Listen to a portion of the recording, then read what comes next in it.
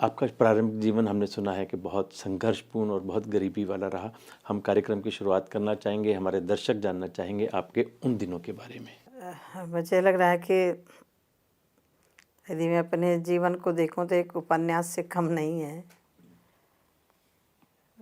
लेकिन मैंने उसको दूसरे पहलू से देखा है। संघर्ष ही व्यक्ति का जीवन होता है और उसी में व्यक्ति का एक आगे बढ़ने का रास्ता भी मिलता है। आजकल तो उतनी गरीबी नहीं है, कहीं ना कहीं रोटी रोजी की व्यवस्था हो जाती है। उस समय की स्थिति बहुत अलग ढंग की थी और गांव में इतनी बरसात भी नहीं होती। पहले 4 महीने लगातार बरसात होती थी और उस बरसात के सीज़न में खाने के लिए घर में नहीं है तो फिर कहाँ जाएं, क्या करें। उस गरीबी की स्थिति में भी मेरे पिताजी के जो संस्कार थे, आज मैं खुद ही नहीं समझ पा रही हूँ कि मैं यहाँ पहुँची कैसे हूँ। लेकिन जब मैं पीछे जाती हूँ तो मुझे लग रहा है कहीं ना कहीं मेरे पिता के संस्कार थे।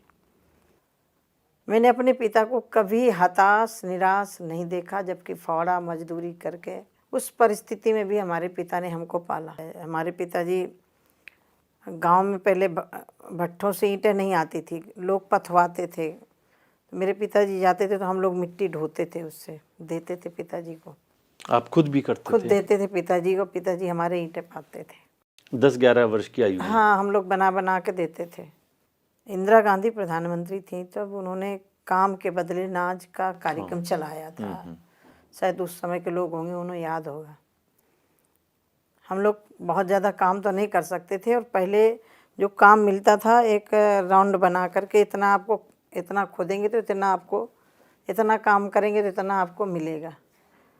तो हम लोग भी सहयोगी बन के पिताजी के साथ माताजी के साथ जाते थे, क्योंकि खेती तो थी नहीं।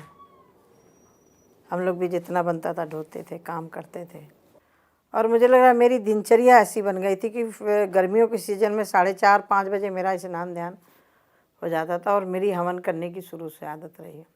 मेरे गांव में संतों का, मेरे घर में भी संतों का आना जाना रहा। मेरे पिताजी कहीं भी कोई संत मिल जाए, हम लोगों को नहीं मिले लेकिन संतों को भोजन कराते थे। पैसा नहीं था, कमा के खिलाते थे पिताजी, लेकिन हमने अपने पिताजी को कभी असंतुष्ट नहीं देखा।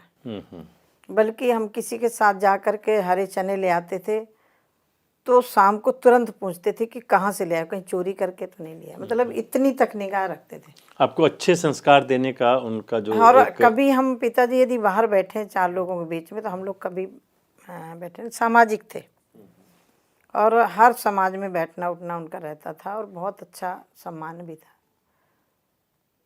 82 में मैं घर से निकल आई थी। परिवार छोड़ दिया आपने? छोड़ दिया था।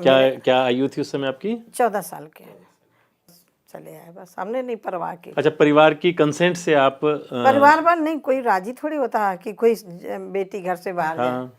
बल्कि गांव वालों ने तो कहा कि फला की बेटी नाक कटा के चली गई है। अच्छा।